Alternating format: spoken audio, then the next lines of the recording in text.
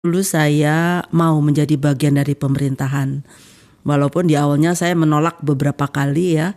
Lalu apabila saya ingin mengubah sesuatu, kenapa saya harus dari luar?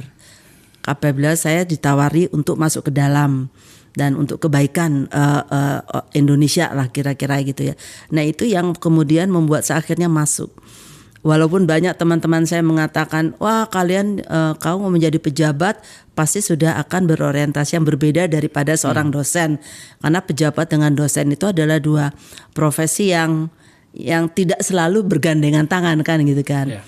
Nah itulah kemudian apa yang saya lakukan di kementerian itu adalah juga bagaimana kita bisa menjadikan Indonesia ini punya aturan-aturan yang lebih baik lagi yang bisa saya pegang waktu dalam hal itu ya. Dan itulah sebabnya kemudian mengapa pekerjaan-pekerjaan saya ketika di dalam kementerian tidak saya lepaskan dari pekerjaan saya di dalam kampus. Jadi saya tetap mengajar, saya tetap membimbing dan memberikan apa yang saya peroleh di kampus itu ke dalam kementerian dengan harapan. Dulu teman-teman mengatakan Tuti mimpi kali ya bikin di Jerman sebagai suatu sekolah HAM gitu ya. Buat saya penting sekali karena bagaimana seorang pejabat bisa melakukan tugas dengan baik apabila dia tidak tahu apa yang bisa dia lakukannya dalam konteks hak asasi manusia. Jadi itu awalnya memang dari sana. Dan kemudian bergerak ke berbagai proses-proses legislasi yang kerjasama dengan Pak Akbar itu. Nah ini buat saya adalah salah satu perjalanan panjang yang membuat saya belajar bahwa ternyata menjadi pejabat tidak mudah. Karena saya seringkali dianggap pejabat apa LSM sih, saya seringkali digituin. Yeah. Saya bilang ya saya tetap dosen. Dan kemudian ternyata mengajak teman-teman untuk bekerja sesuai dengan mandat kita masing-masing demi rakyat Indonesia itu ternyata juga tidak mudah. Sehingga saya ada masa-masa di mana saya menjadi yang outliers gitu ya, yang anomali dan yang lain. Tapi buat saya nggak apa-apa, tetap saya itu pertahankan. Dan inilah yang kemudian membuat saya menjadi sangat sedih ketika teman-teman saya itu menganggap bahwa menjabat itu adalah satu kemewahan yang dipertahankan gitu ya. Buat saya itu adalah satu mandat yang berat untuk dilaksanakan. Karena apalagi kalau kita sudah punya pemikiran yang nggak sama lah dengan teman-teman lainnya gitu kan. Bayangkan Anda dalam satu suasana di mana Anda lain sendiri gitu. Saya merasa itu juga. Karena pemikiran-pemikiran saya yang tidak dilandasi oleh kepentingan politik, ada kepentingan untuk menjadi lebih lagi kekuasaannya, ternyata dianggap kamu kenapa sih masih mikir begitu ada di posisi ini gitu. Nah ini buat saya menyedihkan ketika saya gagal mengajak teman-teman saya itu, yuk kita melihat satu tempat yang lebih besar, tempat kita mengabdi gitu. Saya mau merespon dulu pada bagian ini, Prof. Saya mendapatkan semacam bukan keluhan ya, tetapi rasa sedih ya, karena Prof Tuti merasa bahwa ada situasi di mana seharusnya keintelektualan seseorang yang berada dalam suasana kampus itu muncul, tapi ternyata tidak dimunculkan. Justru ketika ngajak malah pikiran macam-macam muncul. Terlontar bahkan secara personally kepada Prof Tuti. Tapi saya mau menyampaikan begini, ini mungkin memberikan dukungan bagi Anda, Prof.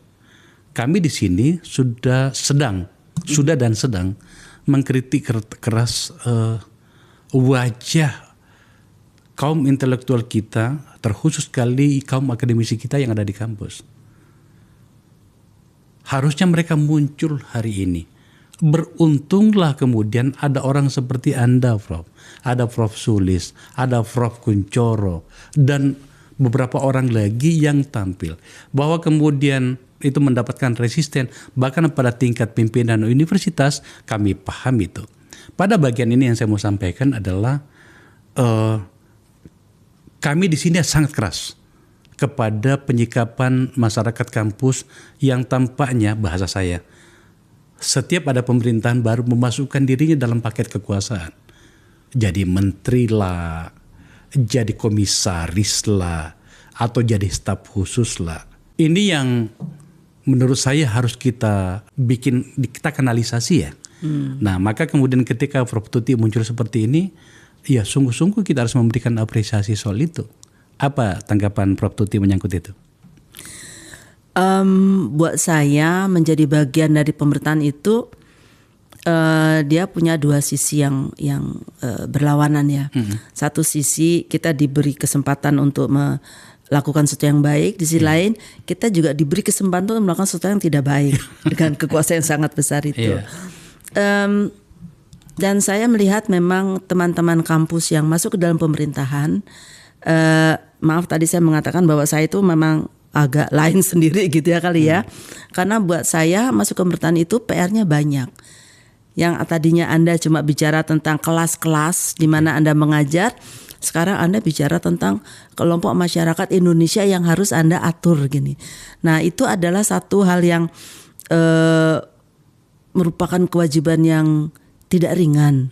Nah, jadi kalau kemudian masuk ke dalam pemerintahan adalah how to better yourself gitu ya, supaya saya bisa punya Lamborghini, bisa punya kolam renang kayak di bawah ini gitu. Nah, buat saya agak beda ya, karena menjadi pejabat itu tugasnya berat. Menurut saya harusnya lebih banyak dilihat godaannya daripada keindahannya. Dan ini dan kadang-kadang menempatkan kita dalam posisi yang tidak selalu selaras dengan teman-teman di pemerintahan lainnya. Ini saya alami sendiri ya. Jadi kalau ada kasus-kasus semacam itu, saya tidak pernah melakukan perlawanan yang sangat gigih karena I'm part of the government kan. Walaupun dulu saya bilang saya ingat sekali Pak yang pertama minta saya itu kan Pak Hamid Awaludin. Pak Hamid, saya punya pikiran sendiri ya. Bagaimana kalau pikiran saya berbeda dengan pikiran menteri? Saya bilang itu. Oh, it's your choice. Jadi memang cari orang seperti Pak Hamid ini gak gampang juga kan. Ya. Jadi kadang-kadang waktu itu saya ingat Yusril, masa Dirjen berpendapat berbeda dengan menteri. Nah, saya bilang saya sudah minta izin menteri, saya boleh berbeda pendapat sesuai dengan prinsip dan pemahaman saya bilang gitu. Tapi banyak orang yang tidak bisa nerima di mana-mana. Itu kalau dirjen dia manut lah gitu ya sama menteri. Tapi buat saya kalau yang saya pikirkan menurut saya dan menurut literatur saya yang saya baca, pengalaman yang saya telah alami adalah lebih baik, why not saya mengatakannya.